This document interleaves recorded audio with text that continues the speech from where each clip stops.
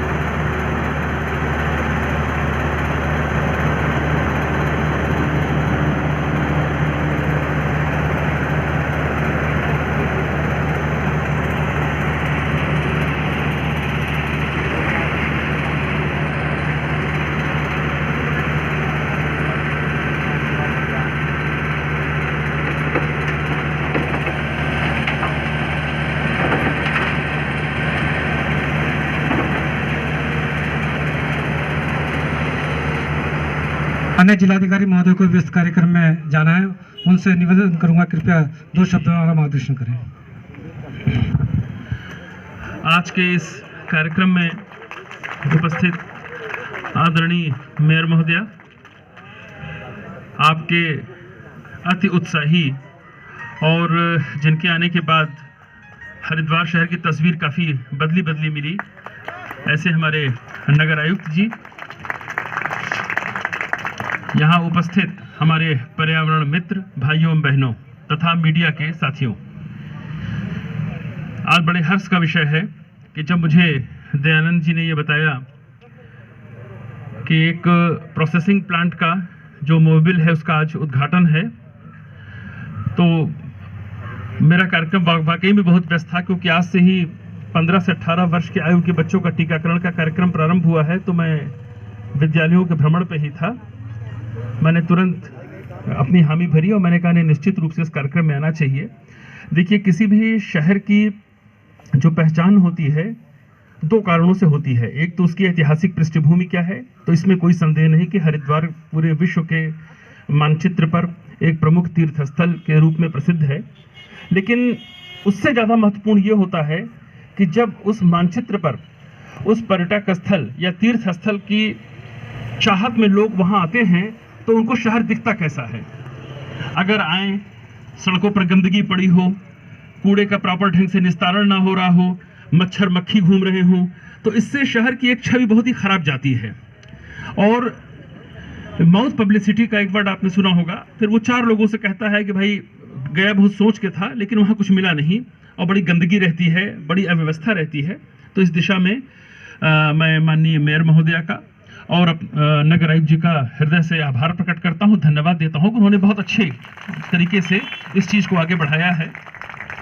निश्चित रूप से इस प्रोसेसिंग प्लांट के चलने के बाद जो इतना बड़ा वेस्ट का ये पहाड़ दिख रहा है, ये धीरे धीरे कम होगा, और जो डोर टू डोर कलेक्शन के माध्यम से कूड़े आएंगे उनका प्रॉपर ढंग से निस्तारण होगा, ये बहुत ही अच्छी बात है। और उससे महत्वपूर्ण बात ये मुझे बहुत अच्छी लगी कि हमारे पूरी सफाई व्यवस्था की जो केंद्र बिंदु होते हैं, जो आधारशिला होते हैं, हमारे पर्यावरण मित्र भाई होते हैं। और क्योंकि कोई भी लड़ाई जो है वो हौसले से ही लड़ी जाती है, तो आपने इनको सम्मानित किया, इनका हौसला बढ़ेगा। और मैं उम्मीद करता हूं कि हरिद्वार इस वर्ष की जो स्वच्छता रैंकिंग होगी निश्चित रूप से काफ़ी अच्छी प्रगति करेगा, और उत्तराखंड में प्रथम या द्वितीय में से कोई एक स्थान पर जरूर रहेगा। उम्मीद तो मैं करता हूं कि प्रथम स्थान पर आप रहिए। और इस संबंध में जिला प्रशासन से या मुझसे व्यक्तिगत रूप से यदि किसी भी प्रकार का आप आइडियाज़ को शेयर करना चाहें तो वो मैं सदैव उसके लिए आपको आमंत्रित करूंगा, और जो भी बन पड़ेगा उसको मैं जरूर करूंगा। एक अनुरोध और है कि देखिए, हम लोगों ने, मुझे नहीं पता है कि यहाँ क्या व्यवस्था है, देहरादून नगर निगम में हमने एक प्राइवेट लैब को अनुबंधित कर रखा था, और हमारे जितने भी पर्यावरण मित्र होते थे या जितने भी कर्मचारी होते थे, अगर उनका कोई कोविड टेस्ट होता था तो उसका पूरा खर्च नगर निगम ही वहन करता था। तो हमारे नगर स्वास्थ्य अधिकारी उसका एक प्राथमिक परीक्षण करते थे, कहते नहीं इसका साथ टेस्ट कराना जरूरी है, तो यहाँ से एक स्लिप दी जाती थी। और हम लोगों ने, आपको जानकर खुशी होगी कि पूरे कोविड काल में जहां पर सेकंड वेव में इतने लोग बीमार पड़े, हमारे यहाँ केवल 5 कर्मचारी ऐसे थे पर्यावरण मित्र जिनको कि कोविड पॉजिटिव हुए थे, क्योंकि उनके स्वास्थ्य का भी समय समय पर हम लोगों ने ये कैंप लगाए, उनका स्वास्थ्य परीक्षण करना। तो मैं उम्मीद करता हूं कि इनके वेलफेयर का भी हम लोग ध्यान रखेंगे, और इसमें अगर कहीं से धनराशि की आवश्यकता होगी तो आप मुझे जरूर बताइएगा। अपने अनटाइड फंड से भी मैं इसमें आपको सहयोग जरूर करूंगा। बहुत बहुत धन्यवाद आपका। हृदय की गहराइयों से माननीय जिलाधिकारी महोदय का आभार। आपने अमूल्य समय दिया, उसके लिए धन्यवाद आपका।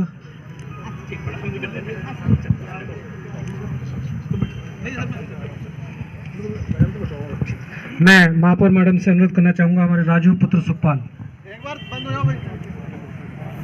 सर, आज ये जो उद्घाटन हुआ है सर, ये क्या है पूरा प्रोसेस और क्या इससे लाभ होने वाला है? जानकारी होगी कि अब डोर टू डोर कलेक्शन का कार्य चलता है कूड़े का, और जब ये इकट्ठा होकर एक स्थान पे आता है तो उसकी प्रोसेसिंग होनी चाहिए।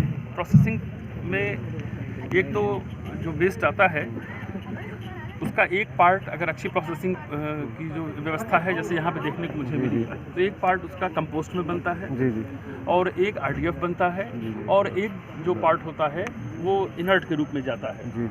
तो इससे ये होता है कि कूड़े का जो वैज्ञानिक ढंग से निस्तारण होता है, जो हमारा MSW रूल्स 2016 है उसमें जो व्यवस्था दी गई है, और हरिद्वार में इसकी शुरुआत बहुत पहले होनी चाहिए थी, और ये बड़ा अच्छा आज में शुभ दिन है कि आज इसकी शुरुआत हुई, और इसके लिए पूरे हरिद्वार के वासियों को मैं बधाई देता हूँ, क्योंकि ये प्लांट जैसे जैसे अपनी फुल स्पीड पर चलेगा आप देखिएगा कि डोर टू डोर कलेक्शन की भी प्रक्रिया आगे बढ़ेगी, क्योंकि दोनों इंटरलिंक्ड हैं। अगर यहाँ पर तेज़ी से निस्तारण होगा और शहर के हर वार्डों से कूड़े कलेक्ट होकर आएंगे तो शहर भी साफ़ सुथरा रहेगा, और ये जो डंपिंग यार्ड आपको दिख रहा है पूरा भरा हुआ, जल्दी से जल्दी इसके ये भी साफ़ होगा और शहर को साफ़ सुथरा रखने में काफ़ी। सर बच्चों के टीकाकरण हो रहा है 15 से 18 साल के, उस पर क्या? देखिए, आज मैं भी 3 स्कूलों का निरीक्षण कर चुका हूँ, मैं भी फिर जा रहा हूँ। मैंने ये तय किया है कि जनपद के सभी अधिकारी 5-5 स्कूलों का निरीक्षण खुद करेंगे। मेरे 2 स्कूल बचे हैं, उनको भी करूँगा। मैं भी DPS गया था, Jwalapur inter college girls, Jwalapur inter college boys, और तीनों जगहों पर अपार उत्साह देखने को मिला। 700 से 800 के बच्चे हैं, लगातार अपना पोर्टल पर उनका इंदराज भी हो रहा है, और वैक्सीनेटर हैं, प्रॉपर उनका केयर की जा रही है। वैक्सीन लगाने के बाद उनको ऑब्जर्वेशन में भी रखा जा रहा। आज 218 साइट्स हमारे विद्यालयों में चल रही हैं, और शिक्षा विभाग भी इसमें पूरी तरीके से लगा हुआ है, और हम उम्मीद करते हैं कि 1 सप्ताह में इस पूरे टारगेट को जो दिया गया है राज्य सरकार की ओर से, उसको हम पूरा करेंगे, ताकि जो कोविड की तीसरी संभावित लहर दिख रही है, हम अपने 15 से 18 वर्ष के बच्चों को पूर्ण सुरक्षा प्रदान करें। सर, कोविड के मामले बढ़ रहे हैं जिले के अंदर, तो इस पर क्या है कि टेस्टिंग की प्रक्रिया बढ़नी चाहिए? देखिए, आप अगर हमारा स्टेट का पोर्टल देखिए तो आपको ये प्रसन्नता भी होनी चाहिए कि आप भी इस बात को अपने चैनलों के माध्यम से प्रसारित करें कि सोशल डिस्टेंसिंग का पालन करना और मास्क इसका सबसे बड़ा सुरक्षा का उपाय है, और जो लोग कोविड की सेकंड डोज से वंचित रह गए हैं अपने नज़दीकी केंद्र पर जाकर इसका तुरंत वैक्सीनेशन कराएं, ताकि उन्हें सुरक्षा चक्र मिल सके। सर, एक बहुत बड़ा सवाल ये है कि आपने कहा कि हमारे पास नेगेटिव आ रहे हैं। पुराने DNB जो रविशंकर जी थे, उन्होंने भी कहा, बोर्ड अपने आप को प्रमोट किया था कि भाई हमारे तो नेगेटिव, बाद में पता लगा कि वो फेक कोविड टेस्ट स्कैम हो गया। तो उससे बचने के लिए आप क्या कर रहे हैं सर? क्या प्रोसेस है? जो आप बता रहे हैं ये शायद कुंभ की आप चर्चा कर सकते हैं। देखिए, कुंभ का इशू सेपरेट है, और जो नॉर्मल कोर्स में हमारी जितनी भी टेस्टिंग की सुविधा है, सरकारी है या गैर सरकारी है, उस पर बड़ा ही कठोर नियंत्रण रहता है। कुंभ की बात में उस पर कोई ना तो कमेंट करना चाहता हूँ, मैं टिप्पणी करना चाहता हूँ, वो एक अलग इशू है।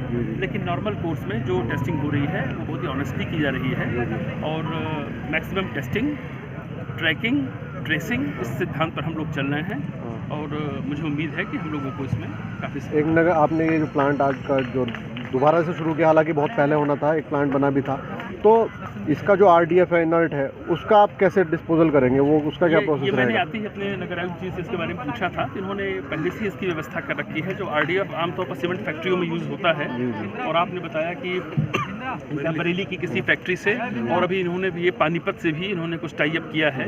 तो अच्छी बात है अगर ये हो रहा है, तो जाहिर बात है कि RDF भी एक समस्या बनता है बाद में। उसके डिस्पोजल की इन्होंने अगर व्यवस्था कर रखी है तो it's very good thing. Election में आने वाले सर क्या तैयारियां हैं सर, कुछ तरह से? वो एक सेट ड्रिल है और अपने टाइम से हम लोग सारी तैयारियां कर रहे हैं। जी जी, जैसे ही इलेक्शन डिक्लेयर होगा we are ready. Thank you.